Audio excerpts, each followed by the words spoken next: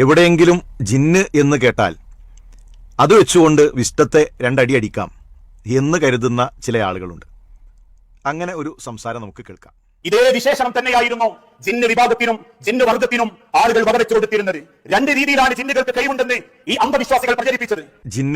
ജിന്ന് വർഗം, അന്ധവിശ്വാസികൾ, ഇതെല്ലാം യഥാർത്ഥത്തിൽ 2002 മുതൽ KNM-നെ മർക്കസുദ് ദഅവ വിളിച്ചിരുന്ന പേരാണ്.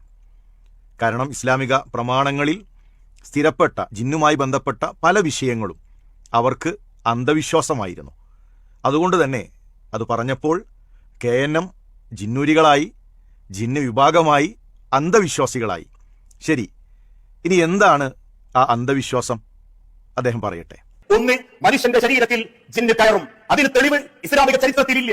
സ്വഹീഹായ ഒരു ഹദീസുകളിൽ പോലും മനുഷ്യ ശരീരത്തിൽ ജിന്നുകൾ പ്രവേശിച്ച് മനുഷ്യനെ ബുദ്ധിമുട്ടിക്കുന്ന പലതിലേക്കും ആ കൊണ്ടുപോകുമെന്ന് പറയുന്ന വ്യാഖ്യാനം അള്ളാഹുവിന്റെ പ്രവാചകൻ സല്ലല്ലാഹു അലൈഹി വസല്ലമയോ വിശുദ്ധ ഖുർആനോ നടത്തിയിട്ടില്ല. അപ്പൊ അന്ധവിശ്വാസം എന്നുള്ളത് ജിന്ന് മനുഷ്യ ശരീരത്തിൽ കയറുമെന്നുള്ളതാണ്.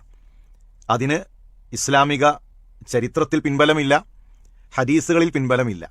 ശരി, നമുക്കൊന്ന് പരിശോധിക്കാം. ഇസ്ലാമിക ചരിത്രത്തിൽ, ഹദീസുകളിൽ ജിന്ന് മനുഷ്യ ശരീരത്തിൽ കയറും എന്നതിന് തെളിവുണ്ടോ? നമുക്ക് കേൾക്കാം. നബി സല്ലല്ലാഹു അലൈഹി വസല്ലമയുടെ കാലത്ത് സൂചിപ്പിക്കുകയുണ്ടായി, അല്ലാഹുവിന്റെ റസൂലിന്റെ അരികിലേക്ക് ഒരു കുഞ്ഞിനെ കൊണ്ടുവന്ന സംഭവം.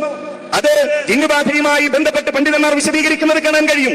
അല്ലാഹുവിന്റെ റസൂലിന്റെ കാലത്ത് അങ്ങനെ ഒരു കാര്യം ഉണ്ടായിട്ടുണ്ടെങ്കിൽ അതുണ്ടായി, അത് പ്രമാണങ്ങളിൽ സ്ഥിരപ്പെട്ടതാണ് എന്ന് വിശ്വസിക്കുകയാണ് മുജാഹിദുകൾ സ്വീകരിക്കുന്നത്. അതെ, ഇതാണ് മുജാഹിദ് നിലപാട്. നാളിതുവരെ മുജാഹിദ് പ്രസ്ഥാനം സ്വീകരിച്ച നിലപാട്. പ്രമാണങ്ങളിൽ, ഇസ്ലാമിക ചരിത്രത്തിൽ സ്ഥിരപ്പെട്ട് കഴിഞ്ഞാൽ പിന്നീട് അവനവന്റെ ബുദ്ധിയിലൂടെ സമൂഹം എന്ത് കരുതും എന്നു നോക്കിയല്ല മുജാഹിദുകൾ നിലപാട് സ്വീകരിച്ചിട്ടുള്ളത്. ആ മുജാഹിദ് നിലപാട് എന്താണെന്ന് നമുക്ക് കേൾക്കാം. ജിന്ന് ബാധിക്കൂല എന്നുള്ള വാദം ജമിയത്തുൽ ഉലമക്കുമില്ല, അതേപോലെ തന്നെ KNM-നും ഇല്ല. അത് ഞാൻ ഇന്നലെ വായിച്ചല്ലോ, ആ തീരുമാനത്തിൽ വായിച്ചു, ക്ലിയർ ആണത്. അത് ഇന്നലെ പറഞ്ഞില്ലേ, ചികിത്സ അല്ലാന്നാ പറയണതെന്ന്. ഇവിടെ ഇന്നലെ അത് അങ്ങനെ പറഞ്ഞിട്ടും അത് കേട്ട ആളുകൾ തന്നെ പുറത്തു പോയിട്ട് സലഫി പറഞ്ഞത് ചികിത്സ അല്ലാന്നാണ് എന്നാ പറഞ്ഞു നടക്കണത്. എന്താ ചെയ്യാ? ഇതാണ് കേരള ജംഇയ്യത്തുൽ ഉലമയുടെ നിലപാട്. ഇതാണ് KNM സ്വീകരിച്ചിരുന്ന നിലപാട്. ഇപ്പോൾ മർക്കസുദ് ദഅവ അവരെ വിഴുങ്ങിയപ്പോൾ ആദർശം മാറിക്കൊണ്ടിരിക്കുന്നു. എന്നാൽ മുജാഹിദ് പ്രസ്ഥാനം ഇന്നും പ്രമാണങ്ങളോടൊപ്പം അന്ന് കേരള ജംഇയ്യത്തുൽ ഉലമ സ്വീകരിച്ച, അന്ന് KNM സ്വീകരിച്ച ആ നിലപാടിന്റെ കൂടെ, പ്രമാണങ്ങളുടെ കൂടെയാണ് നിൽക്കുന്നത്. ഇനി ജിന്നിന് എന്തുമാത്രമാണ് കഴിയുക എന്ന് നേരത്തെ സംസാരിച്ച വ്യക്തി പറയട്ടെ. മറിച്ചെന്തേ നടത്തിയത്? വസ്വാസ് ഉണ്ടാക്കാൻ പറ്റും മനുഷ്യ പിശാചുക്കൾക്കും ജിന്നുവർഗത്തിൽപ്പെട്ട പിശാചുക്കൾക്കും. അല്ലദീ യുവസ്സിസു ഫീ സുദൂരിന്നാസ്, മനസ്സിൽ അവന്റെ വസ്വാസ് ഉണ്ടാക്കാൻ പറ്റും. എങ്ങനെ? ചില മനുഷ്യ പിശാചുക്കൾ വന്ന് പറയും, സിനിമക്ക് പോകാം, കള്ള തോന്നിയാസത്തിന് പോകാം. അപ്പോൾ ജിന്നിന് കഴിയുന്നത് വസ്വാസ് ഉണ്ടാക്കുക എന്നു മാത്രമാണ്. മുമ്പ് തന്നെ പ്രമാണങ്ങളെ നിഷേധിക്കുന്നവർ അവര് പറഞ്ഞിരുന്ന ഒരു ന്യായമാണ്, ജിന്ന് വസ്വാസ് ഉണ്ടാക്കുക മാത്രമാണ് ചെയ്യുക, മനുഷ്യ ശരീരത്തിൽ പ്രവേശിക്കാനോ അതേ രൂപത്തിൽ മനുഷ്യന് പ്രയാസങ്ങൾ ഉണ്ടാക്കുവാനോ കഴിയുകയില്ല. ഈ വിമർശനങ്ങൾക്ക്, ഈ വാദങ്ങൾക്ക് കൃത്യമായി അന്ന് മുജാഹിദ് പ്രസ്ഥാനം മറുപടി നൽകിയിട്ടുണ്ട്. ആ മറുപടി നമുക്കൊന്ന് കേൾക്കാം. മനുഷ്യന്റെ ശത്രുവെ പറ്റി അറിയണം, അവൻ ഏതെല്ലാം മേഖലയിലൂടെ കടന്നു വരും. കേവലം ആൾക്കാർ പറയുന്നത് ഇത് പറയിപ്പിക്കുന്നത് ശൈത്താന്റെ പണിയെന്ന് അവൻ അറിയില്ല. അതൊരു ശൈത്താനാണെന്നാണ് ഡോക്ടർ ഉസ്മാൻ സാഹിബ് ഇതിൽ പറഞ്ഞത്. ചില പ്രാസംഗികന്മാർ ഇറങ്ങിയിട്ടുണ്ട്, അവർക്കൊരു മണ്ണാങ്കട്ടെ അറിയില്ല. അവരിങ്ങനെ ജിന്നിനെയും ശൈത്താനെയൊക്കെ നിഷേധിക്കുന്നു. ചില ആളുകൾ അതിനെ ദുർവ്യാഖ്യാനിക്കുന്നു.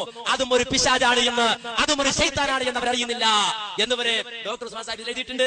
മുജാഹിദ് പ്രസ്ഥാനത്തിന്റെ ആദ്യകാല പ്രസിഡന്റായിരുന്ന ഡോക്ടർ ഉസ്മാൻ സാഹിബിന്റെ പുസ്തകം വായിച്ചുകൊണ്ടാണ് മുജാഹിദ് നിലപാട് നേരത്തെ സംസാരിച്ച വ്യക്തി ഇവിടെ പറഞ്ഞിട്ടുള്ളത്. വസ്വാസ് മാത്രമാണ് ഉണ്ടാക്കാൻ കഴിയുക എന്ന വാദം, അങ്ങനെ സംസാരിക്കുന്നത് അത് പിശാചിന്റെ പണിയാണ് എന്നതാണ് നമ്മൾ കേട്ടത്. ഏതായിരുന്നാലും മുജാഹിദ് പ്രസ്ഥാനം നാളിതുവരെ സ്വീകരിച്ചു വന്ന നിലപാട്, പ്രമാണങ്ങളിൽ എന്തെല്ലാം സ്ഥിരപ്പെട്ടു വന്നോ അത് സ്വീകരിക്കുക എന്നതാണ്. ഇനി ഇത് കേരളത്തിലെ മുജാഹിദ് പ്രസ്ഥാനം മാത്രമല്ല, ലോകാടിസ്ഥാനത്തിലുള്ള പണ്ഡിതന്മാർ ഇതേ നിലപാടാണ് ഈ വിഷയത്തിൽ സ്വീകരിച്ചിട്ടുള്ളത്. മൗലവിയുടെ ഫത്വകളിൽ ജിന്നുബാധ നമുക്ക് കാണാൻ സാധിക്കും. KJU പുറത്തിറക്കിയ പുസ്തകത്തിൽ ജിന്ന് മനുഷ്യ ശരീരത്തിൽ പ്രവേശിക്കും എന്നത് അംഗീകരിച്ചിട്ടുണ്ട്.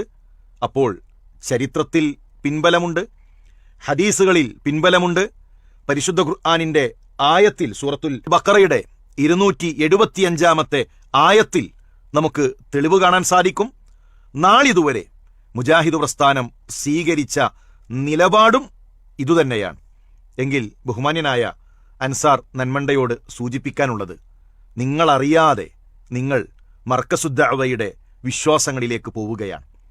യഥാർത്ഥ അഹ്ലുസുന്നയിൽ നിന്ന് അഖലാനീയത്തിന്റെ ചിന്താഗതികളിലേക്ക് വഴിമാറിപ്പോവുകയാണ്. മുജാഹിദ് പ്രസ്ഥാനത്തെ സംബന്ധിച്ചിടത്തോളം പ്രമാണങ്ങളിൽ ഒരു കാര്യം സ്ഥിരപ്പെട്ടു കഴിഞ്ഞാൽ അതിൽ ഉറച്ചു നിൽക്കുക, ആ പ്രമാണങ്ങൾക്ക് കീഴൊതുങ്ങുക എന്നതാണ് മുജാഹിദ് പ്രസ്ഥാനത്തിന്റെ നിലപാട്. അതുകൊണ്ടാണ് ഡോക്ടർ ഉസ്മാൻ സാഹിബ് ഇത് പ്രഖ്യാപിച്ചത്, KM മൗലവി ഇത് പ്രഖ്യാപിച്ചത്, നാളിതുവരെയുള്ള മുജാഹിദ് പ്രസ്ഥാനത്തിന്റെ നേതാക്കന്മാർ ഇത് അംഗീകരിച്ചതും എഴുതിയതും സംസാരിച്ചതും. പ്രിയമുള്ളവരെ, നമ്മൾ മനസ്സിലാക്കേണ്ടത്, ഒരു വിമർശനമായിക്കൊണ്ട് ഒരു തെറ്റിദ്ധാരണ പരത്താറുള്ളത്, ഇതാ 2012 ശേഷം വിസ്ഡം പുതിയതായി പലതും കൊണ്ടുവരികയാണ്, പുതിയ അന്ധവിശ്വാസങ്ങൾ അവർ പ്രചരിപ്പിക്കുകയാണ്. വിസ്ഡം, മുജാഹിദ് പ്രസ്ഥാനം എവിടെ നിന്നോ അവിടെയാണ് നിൽക്കുന്നത്. മുജാഹിദ് പ്രസ്ഥാനം എന്തെല്ലാം അംഗീകരിച്ചോ അവിടെയാണ് നിൽക്കുന്നത്. മാറുന്നത് KNM ആണ്, KNMന്റെ നിലപാടുകളാണ് എന്ന തിരിച്ചറിവ് പ്രിയമുള്ള KNM സഹോദരന്മാരെ നിങ്ങൾക്കുണ്ടാകണം.